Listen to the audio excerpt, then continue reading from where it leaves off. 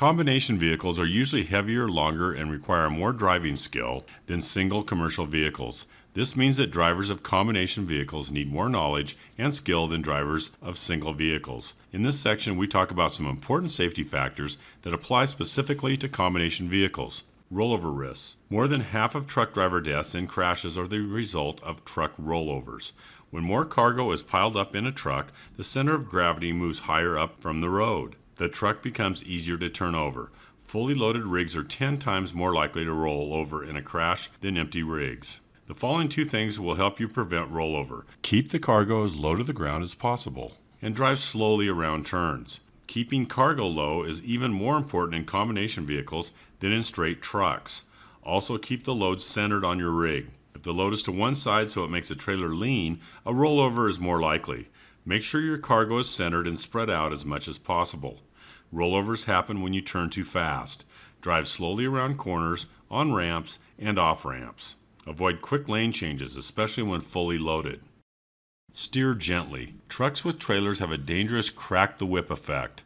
When you make a quick lane change, the crack the whip effect can turn the trailer over. There are many accidents where only the trailer is overturned. Rearward amplification causes the crack the whip effect. Rigs with the least crack the whip effect are shown at the top, and those with the most at the bottom. Rearward amplification of 2.0 in the chart means that the rear trailer is twice as likely to turn over as the tractor.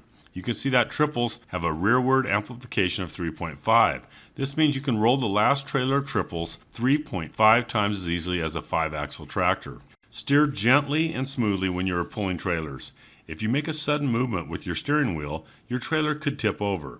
Follow far enough behind other vehicles, at least 1 second for each 10 feet of your vehicle length, plus another second if you're going over 40 miles per hour. Look far enough down the road to avoid being surprised and having to make a sudden lane change. At night, drive slowly enough to see obstacles with your headlights before it is too late to change lanes or stop gently. Slow down to a safe speed before going into a turn.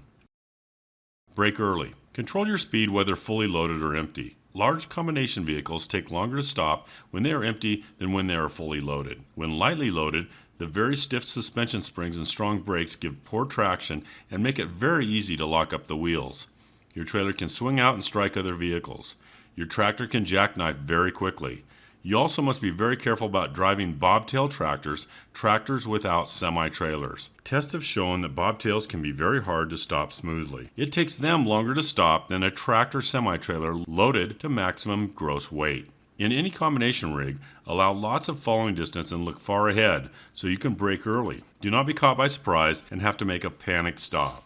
Railroad highway crossings can also cause problems, particularly when pulling trailers with low underneath clearance.